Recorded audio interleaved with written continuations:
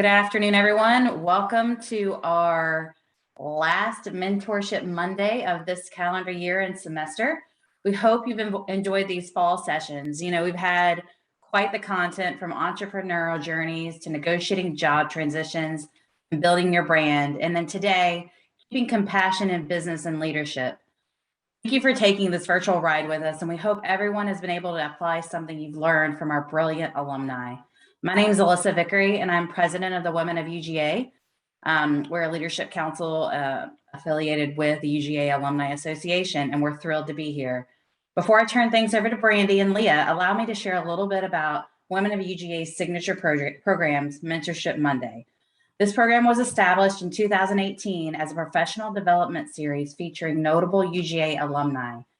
Each installment of the series offers new perspectives with keynotes or panel-style reflections and a concluding question and answer session. We're excited to continue to provide quality networking and professional development in this virtual content. We'd also like to take a moment to thank all of the donors to the Women of UGA Scholarship Fund.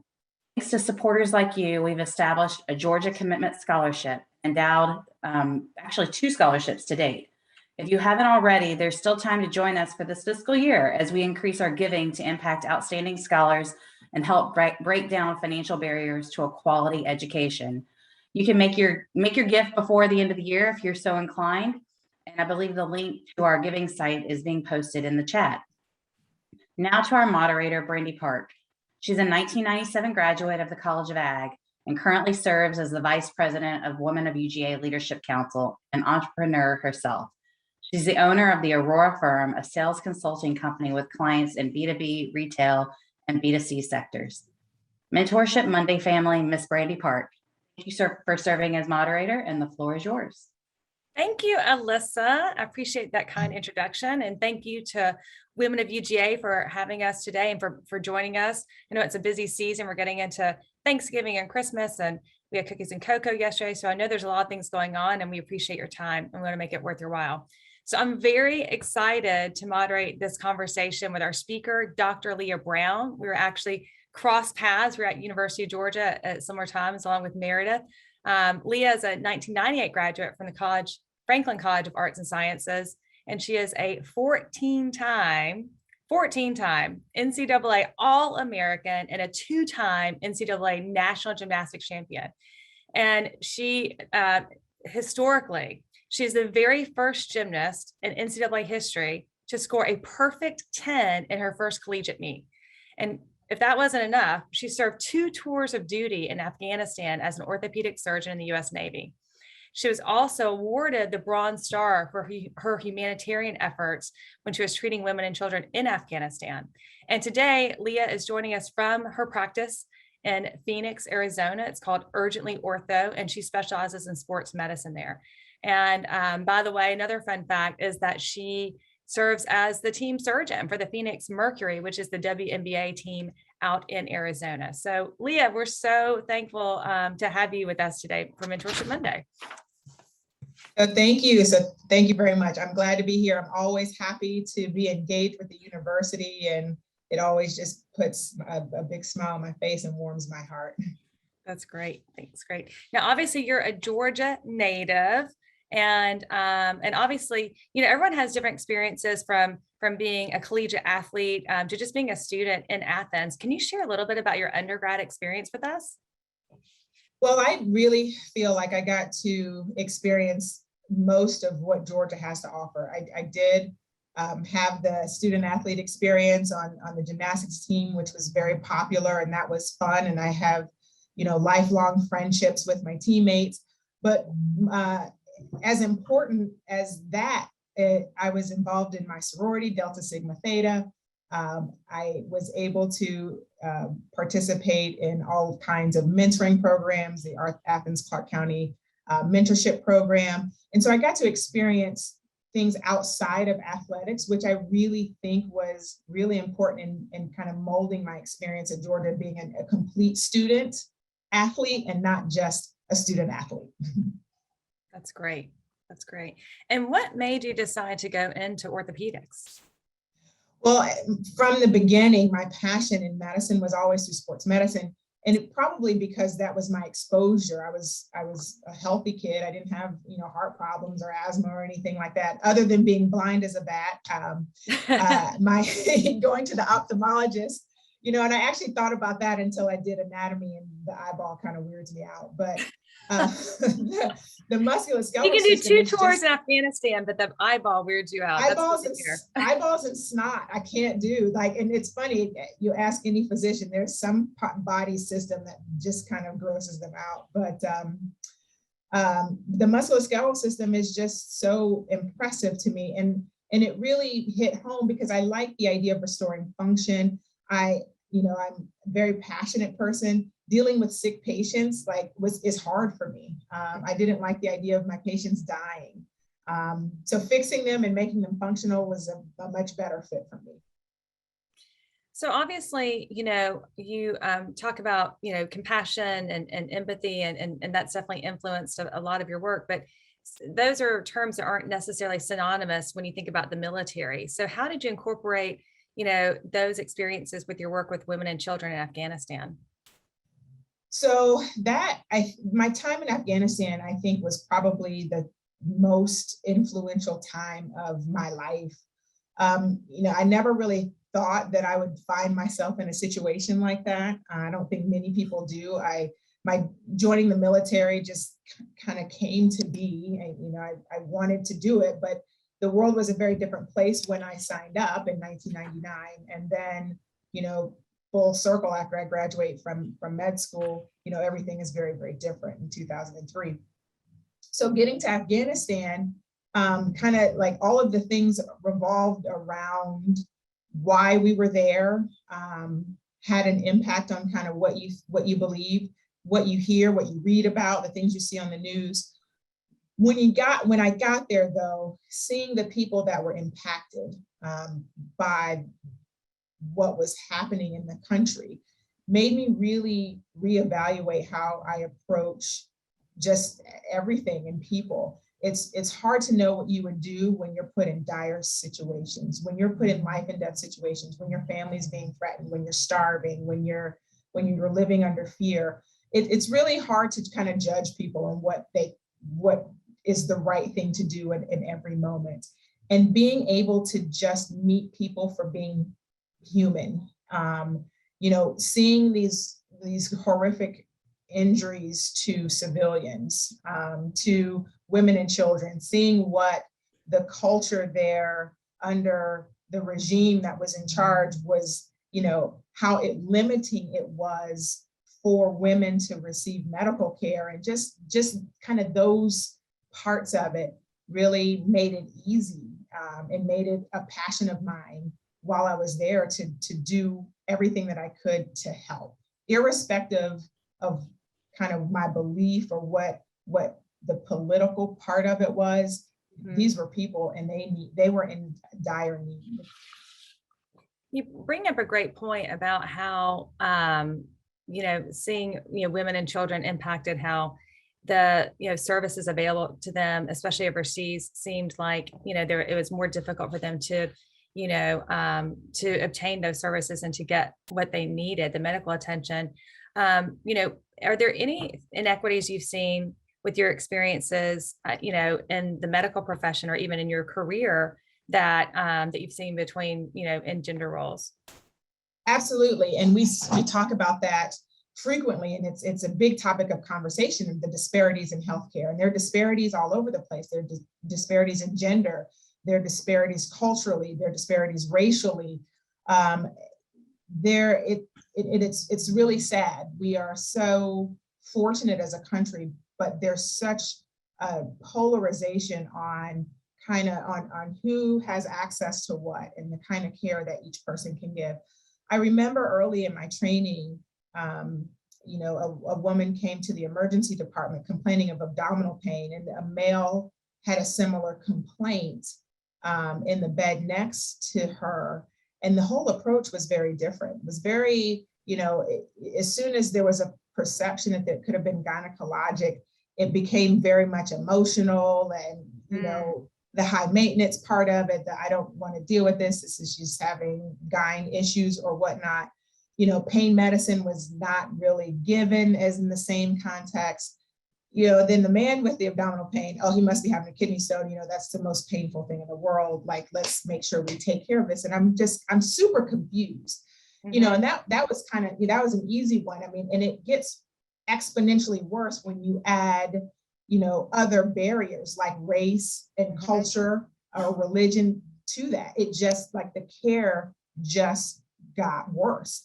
Even, the maternal fetal death rates among Black women, it's egregious for the developed nation that we are. And it's really because, there's such a gap in physicians meeting their patients as humans and not letting that implicit bias change the care. Yeah. It's funny you say that, because I think about, like, we have to be our own advocates in a lot of scenarios, especially when it comes to taking charge of our own health and things like that. Is that one of the things that you saw as a need, and that's why you chose to open your own practice? Or so there are not many women in orthopedic surgery. I think it's an abysmal 6 or 7%. Black women, it's like some small percentage, like 0.1%. I don't know if we make a percentage. You're like, actually. It may not even be a percent. It's 0.000, right? I know all 60 of them. I know there's 60 of us in the country. I know all 60. So the long answer to that is yes. I think one of the things that made it difficult, though, is not just the disparities or just the misrepresentation, because I'm calling it a misrepresentation and not underrepresentation. This is a gross misrepresentation of our society and who is providing care to our population. But in the same respect, we have a very big problem with our health insurance and how we are made to have care.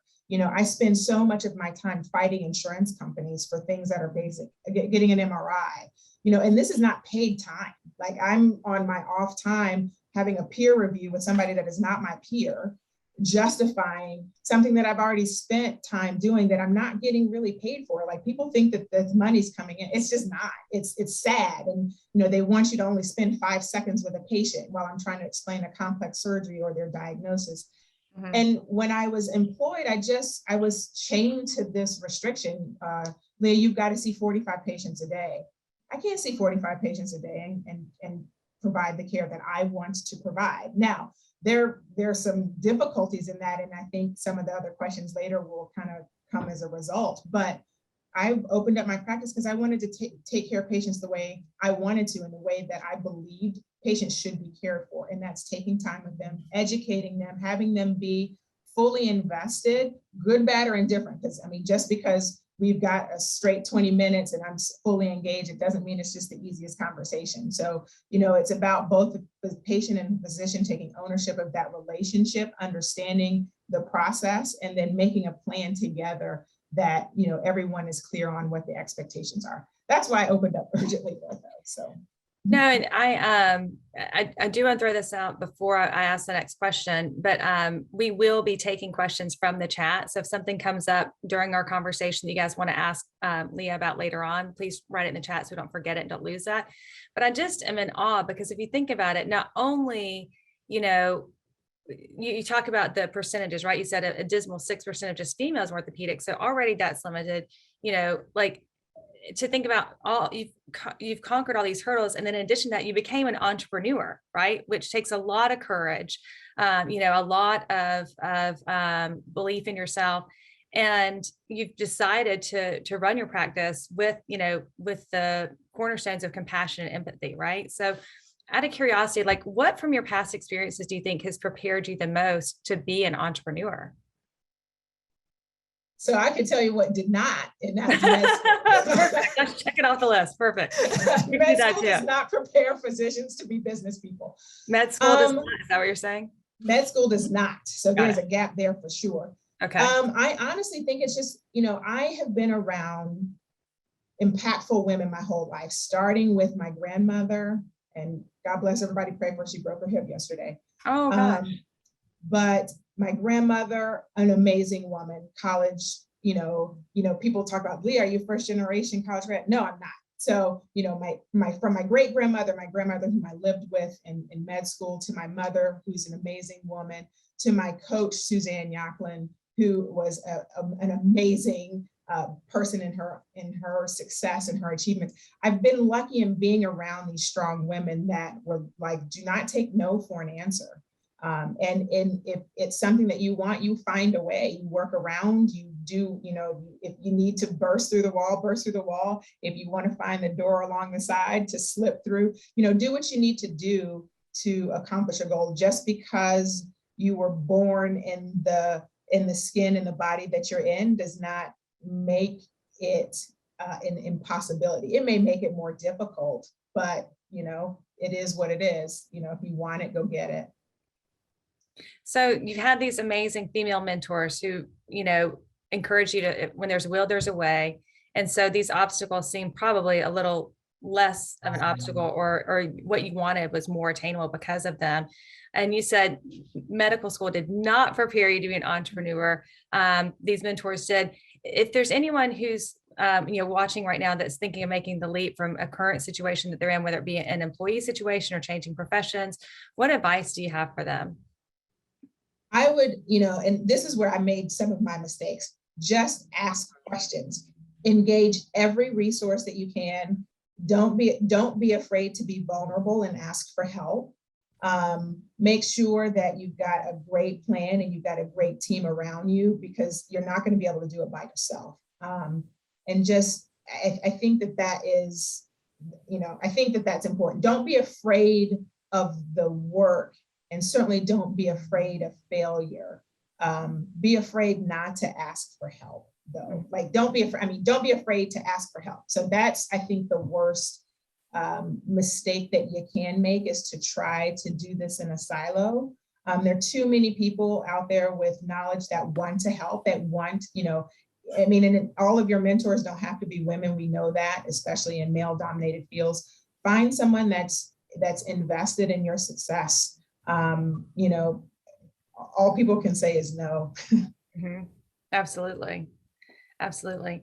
And I was going to ask, not only what do you consider your biggest mistake, or if you had a do-over, like a failure, but also like what you feel like your biggest triumph or accomplishment has been so far in your life? So if I could do a do-over, I tell you, I had a different answer before starting this business.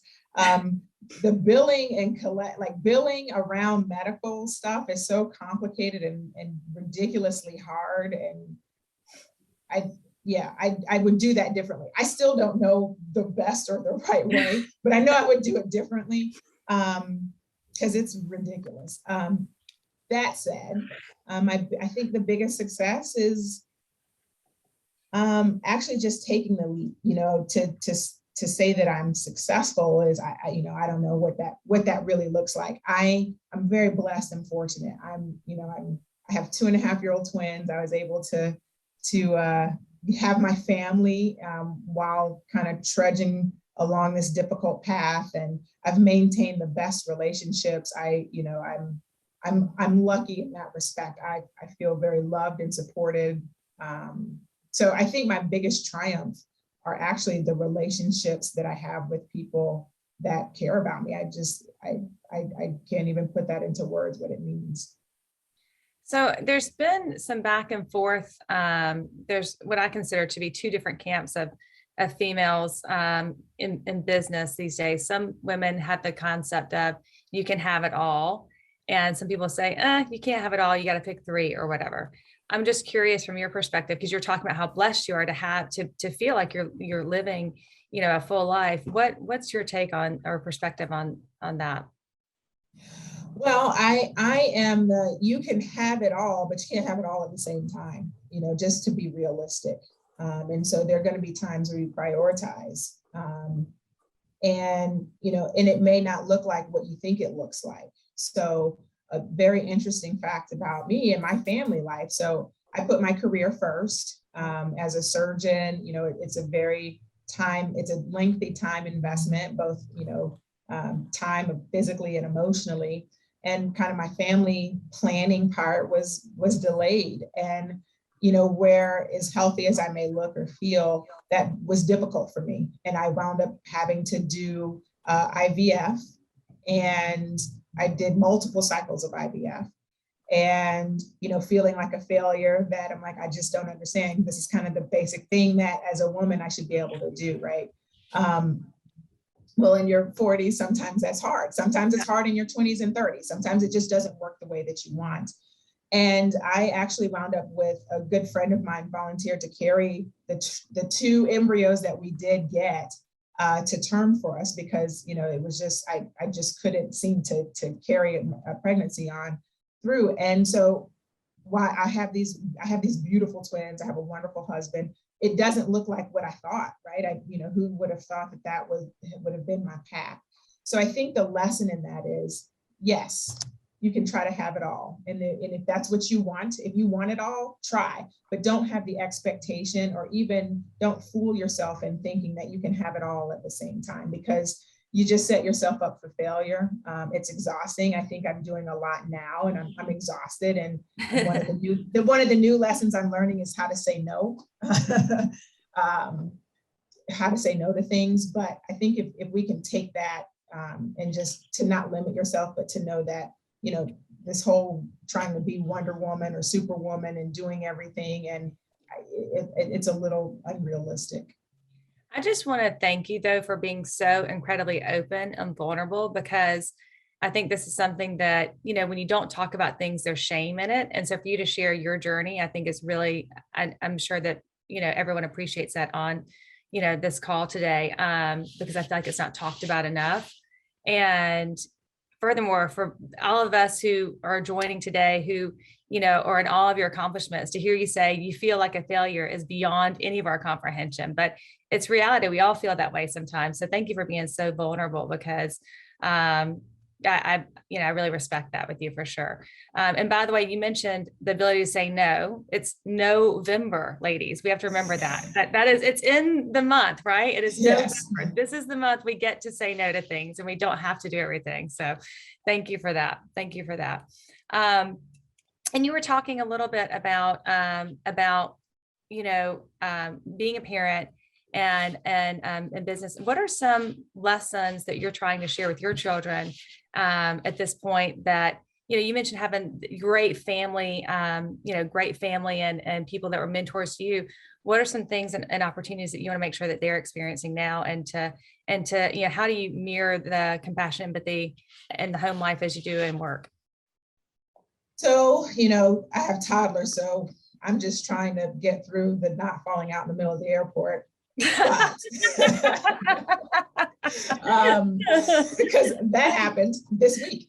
So, but really, I think as we as women evolve and kind of take our space the way that we want to take it, realize that, you know, we not only do we deserve to be here, like it's important that we are here in whatever space you choose to be. If that's in the workspace, if that's in the entrepreneur space, employed, if that's at home, where you want to be is where you want to be and where you deserve to be, without apologies, without feeling you have to be overly gracious for that. It's, you know, I think that I will want to teach my kids that it's, you know, the whole mantra as a woman, you have to work harder. I think that's ridiculous. What I think is important is you have to work hard. You have to do the right thing. You have to be successful and be committed.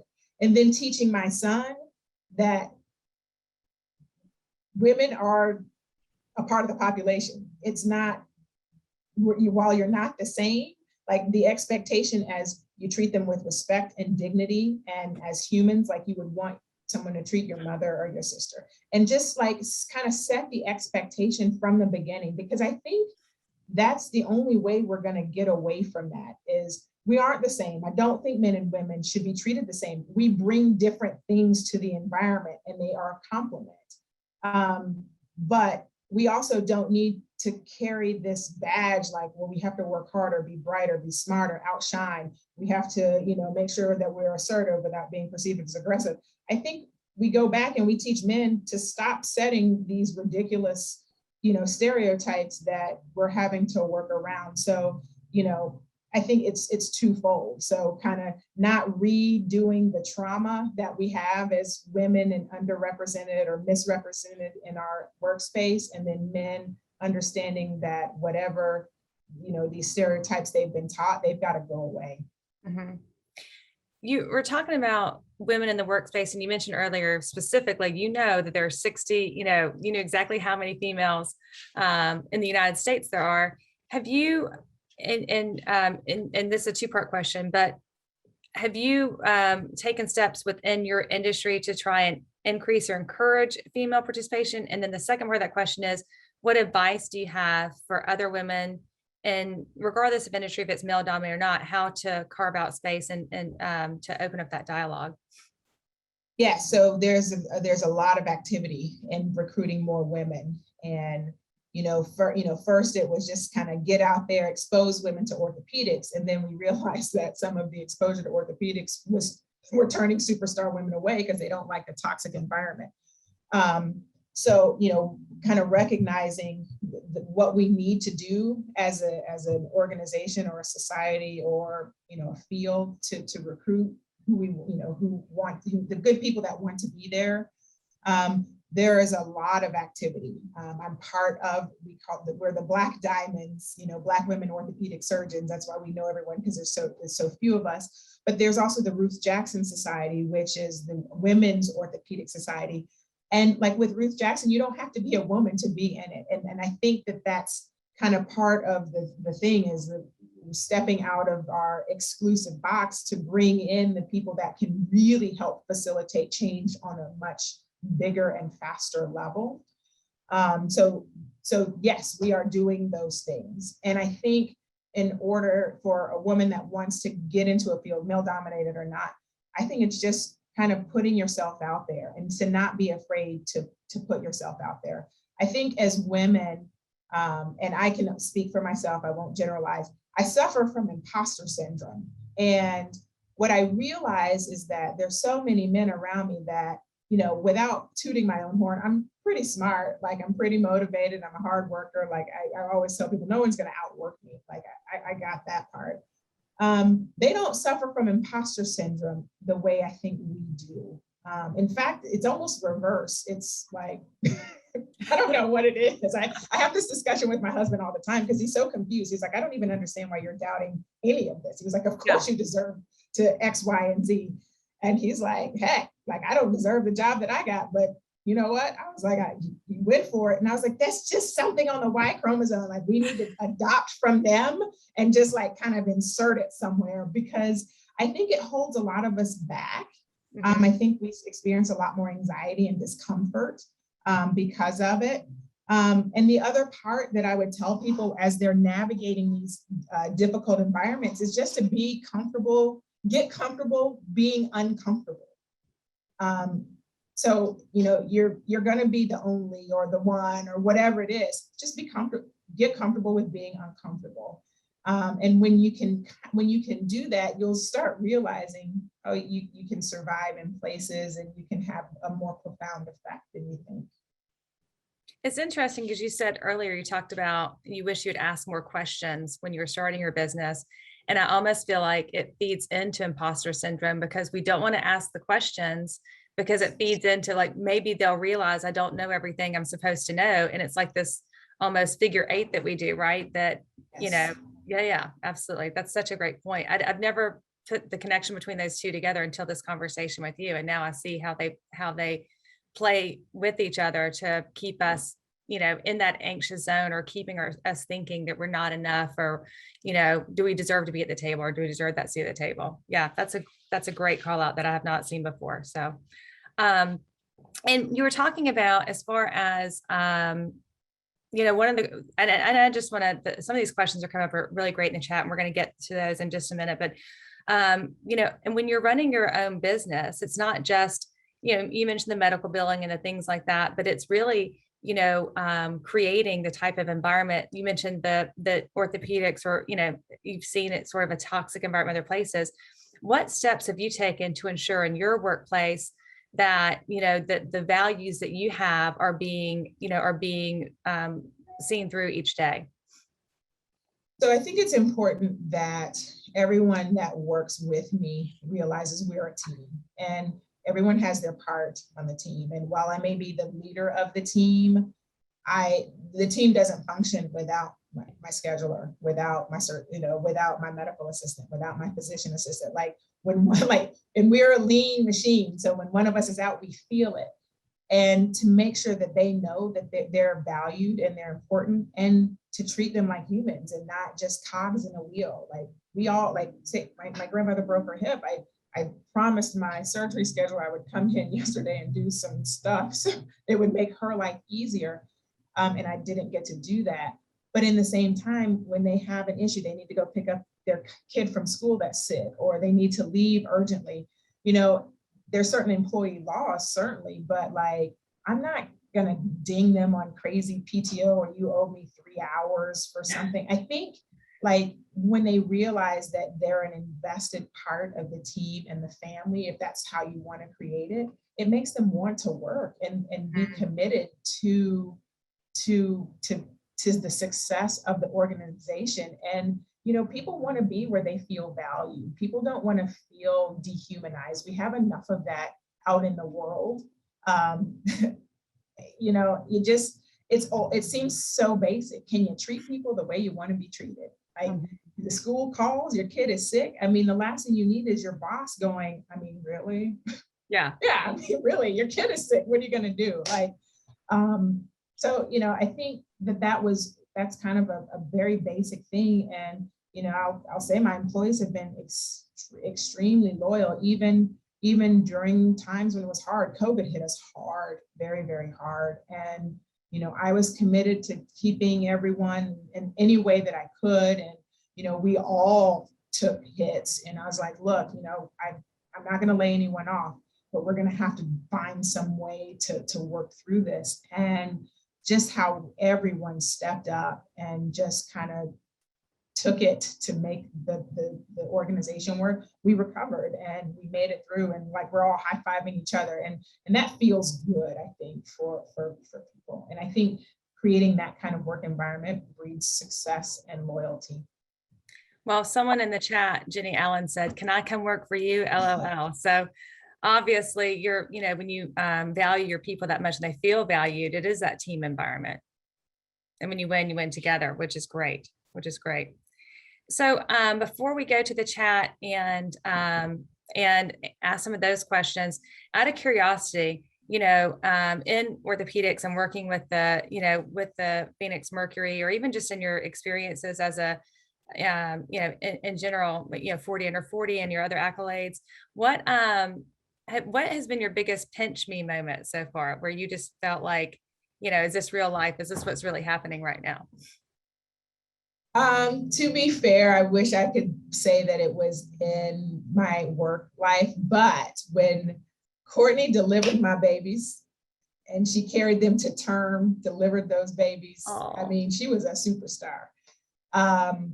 That was a pinch me moment. That was just I finally, and that's when I feel like I had it all. It's like, I have it all. I've got the family, I've got healthy kids, I've got people that care enough about me to do something like that. So that was my life pinch me moment. My work pinch me moment probably would be, being at the WNBA finals, and, Diana Taurasi's slapping my hand going, "Doc, we've got to do this." And when you feel like a valued member of the team, when they're like, "Doc, we need you in Chicago," and I had to change my schedule. But, that feels good. That's okay, this is why you do the work, because this is what you want it to be. That's great. And then, a lot of times we talk about, I love how you talked about, it may not show up the way you expect it to, right? Do you set goals for yourself, or do you do yearly, 5 year, 10 years? Do you do things like that, or? Yes and no. I'm not. I wish I could say I was that organized. I'm not. That's one of my weaknesses. But I do have kind of visions. I didn't.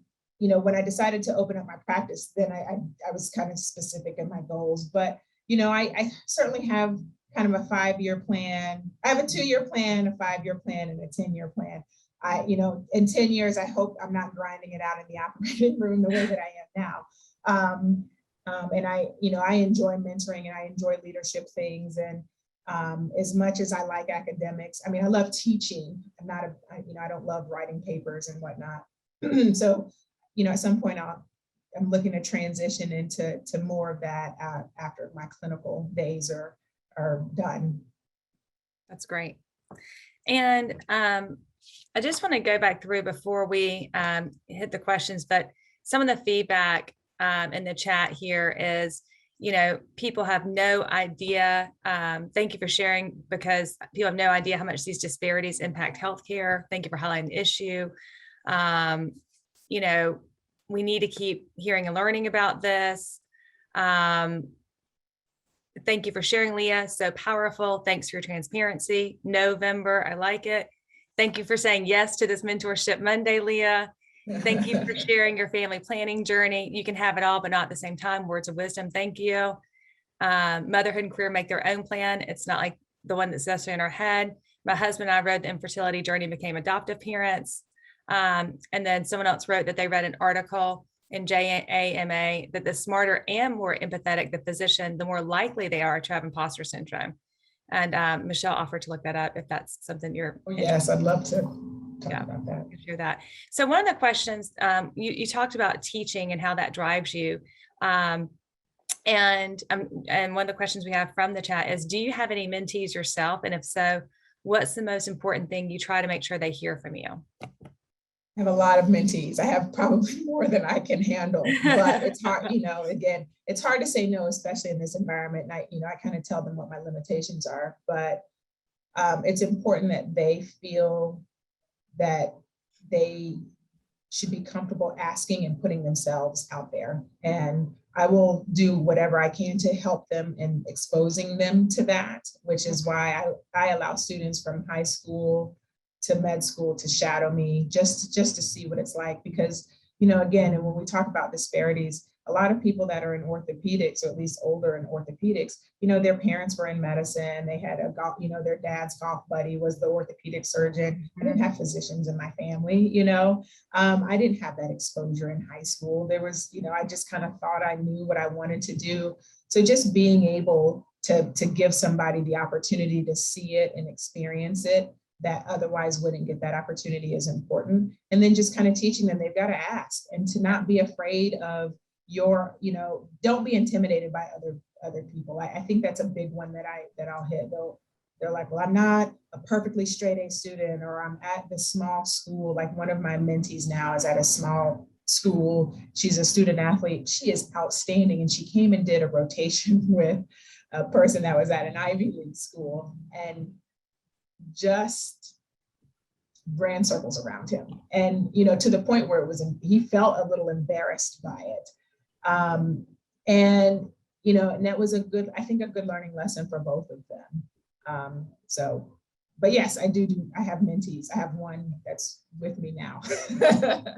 And just a second part of that question, are they specifically, students who are potentially interested in the medical field, or is it other interests that you align with as well?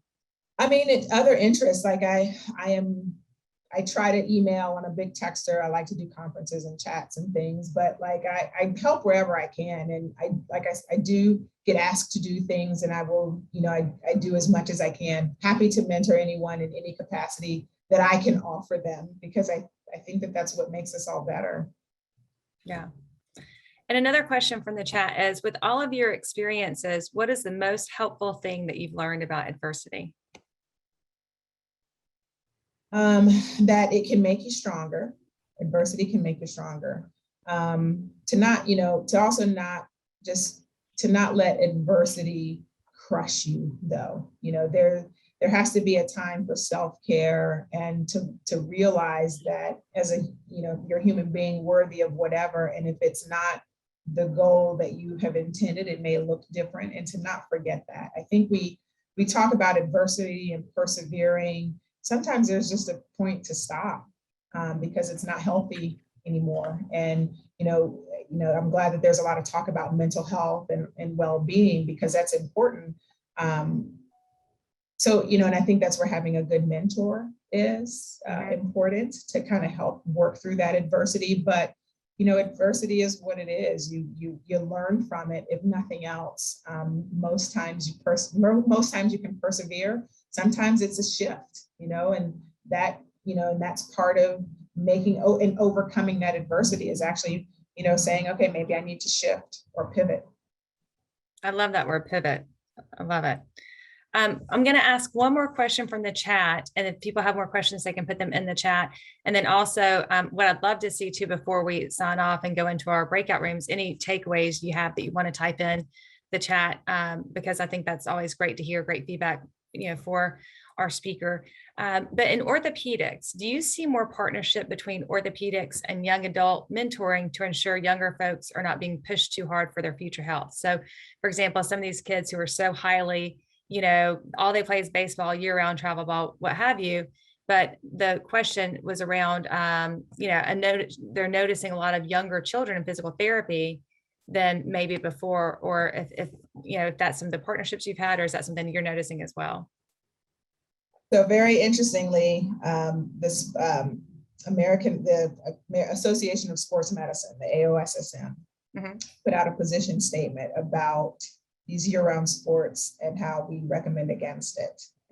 We don't think it's healthy physically or mentally for young people, because they're getting overuse injuries in ways that we hadn't seen before. There's a fine line between teaching that kind of commitment, but there was something to be said about multi-sport athletes and development of different muscles and different things. So yes, we have seen it. There is certainly a position statement about it. I was a gymnast, so my sport by definition was not a seasonal sport. There are a few sports out there that kind of are a little bit different, but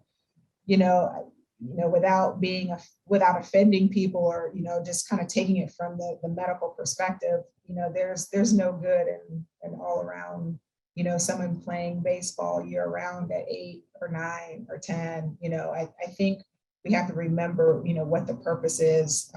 They're big financial drivers to this. If your kid is happy, that's great. So, hoorah, we want happy, functional kids, but yeah, if they're starting to have overuse injuries, I'd probably rethink that. And in your practice, do you specialize in, a certain age range, or is it just the patients that find you, or certain injuries? So it's mostly certain injuries. So I don't do knee replacements and hip replacements anymore. I do shoulder replacements, but I do what would be perceived as sports injuries. So tendon injuries, ligament injuries. So I do a lot of ACLs or, ligament reconstruction, meniscus, anything with a scope. So I do a lot of scope stuff in the shoulder, rotator cuff repair, instability repairs, that kind of stuff. Got it.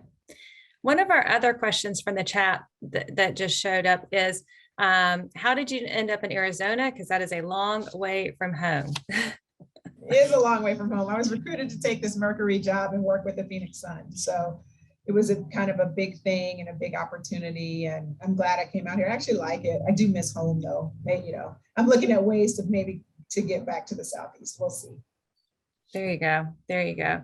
And one of the questions that we had earlier, or one of the things that you were talking about earlier was men advocating for women. And, one of my pinch me moments actually happened yesterday. We were at Cookies and Cocoa, and Malcolm Mitchell was there because, he's an author and he has, 2 of his children's books, and Miss Georgia was there.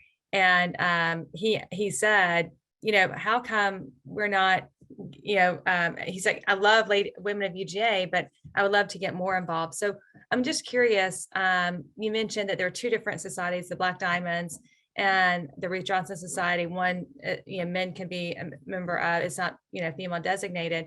What are some ways that you have invited or even advice for us, how we can encourage men to be advocates for us in a better way? I think doing exactly that and then bringing them into our women groups. You know, a lot of times we have women keynote speakers and women leaders, and that bringing in men that are interested. And we've done that on several occasions, and they have been just profoundly amazed at, you know, one, being a minority. So like when they're the only man in the room, it's a different space for them. When they're getting asked questions that may put them in an uncomfortable space, you know, it totally gives them a different perspective. So I think just inviting them to our space so they can see us in our space, and instead of us always being in their space. And, you know, you bring up a good point, which is making it comfortable for them to be in that space, right? Where it's not an attack, it's, you know, it's a group setting. So yeah, that makes a lot of sense. Right. And I think that's going to be important. I mean, as women, we typically, and not all women fit this, but we typically are more empathetic and compassionate. You know, nobody wants to be made to feel like the boogeyman. And, you know, a lot of times the men that we're asking to be our advocates didn't necessarily create the environment. And, you know, they may have contributed a little bit, but if they're interested enough to want to be there, I think it's up to us to make it comfortable and welcoming for them to help facilitate change. We have to keep them on our side. So I'm loving in the chat a couple of the takeaways you guys can read, but obviously, you know, I love what Fatima wrote, which is adversity adds peaks and valleys to an otherwise super linear path to our dreams. Imagine a success story without adversity, and what a boring movie that would make. That's one takeaway people had. And then another one was from Laura was imposter syndrome impacts women regardless of their level of advancement or expertise, was another takeaway that we had. So yeah, so if you want to answer the question about Afghanistan. Thank you. So Afghanistan. So I was the department head for orthopedics with the Combined Joint Special Operations Team. So I essentially deployed with SEAL Team 4 in Southeast Afghanistan. And our mission was literally to win the hearts and minds. Okay, so that means a lot of things, and that vagueness is used on purpose. And to, you know, to help train the Afghan Special Forces Army. So part of that obviously was teaching them how to do the medical component. So we were essentially a mobile surgical unit or a frontline surgical unit. And one, I will tell you, they were shocked when I showed up and I was a woman. So there was just like, that is just how few women in ortho there is. They just didn't even bother to look at my name. Yeah. But they had a humanitarian mission where they would bring the wounded civilians onto base, and we kind of ran a clinic there, and that's also how we taught the Afghan medics. What happened though is that the Taliban would often kill, bomb, scare away the doctors for the local hospital in Uruzgan.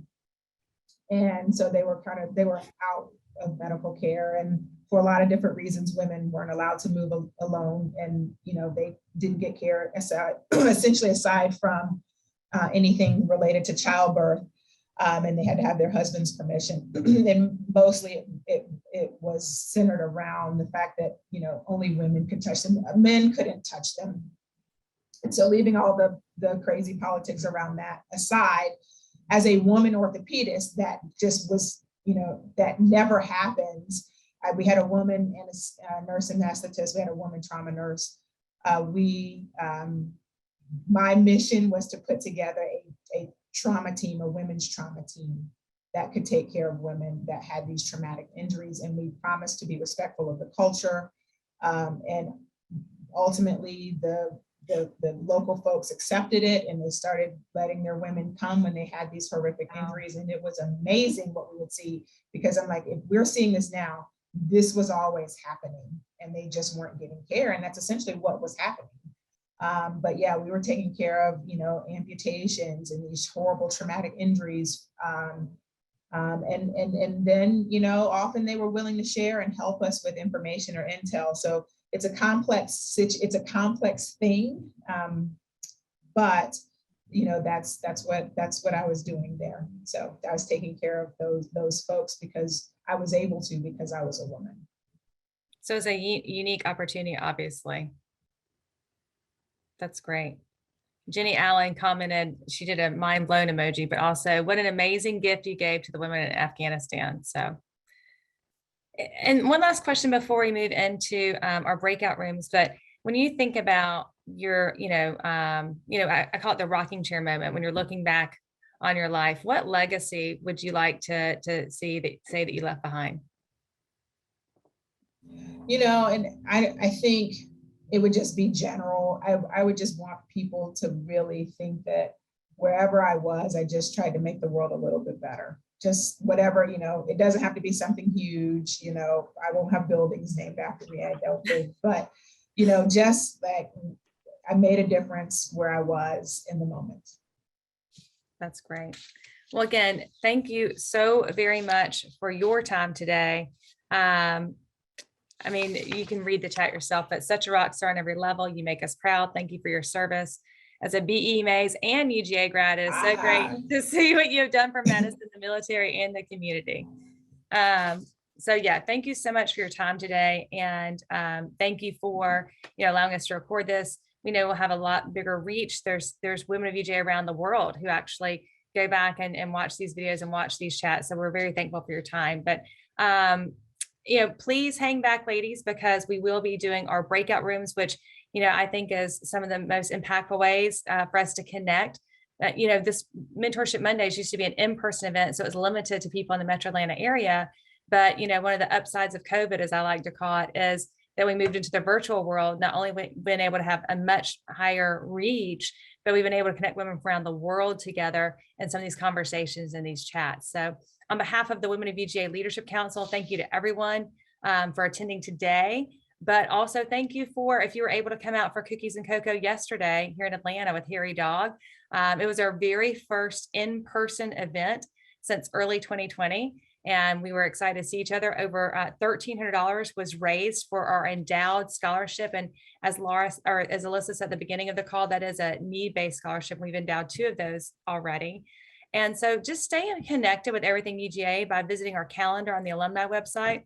There's some great events coming up, and no matter where you're watching this right now, there's most likely a chapter near you, an alumni chapter hosting a game watching party or other networking opportunities in your area. Follow the UGA Alumni Association, but also the Women of UGA. We have our own social media on Instagram and Facebook and LinkedIn. So we'll be posting events and photos and honestly ways for us to uplift each other. That's been the best thing I've seen on there is for, professional women in our group to be able to support each other and lift each other up, especially when we accomplish things and have accolades to highlight for each other. So at this point in time, we're going to give those of you who need to depart a few minutes to do so. And then we're going to open up the breakout rooms, and we're going to put people in breakout rooms with a moderator. And what happens there is you'll introduce yourself and we'll go around the horn and get a chance to talk about some bigger takeaways and a few insightful questions to ask for us to, and most important for us to network and get to know each other better. So we'll be doing that from 1 to 1:30. And behalf of Women of UGA, thank you for attending. And of course, go Dogs. And thank you, Leah.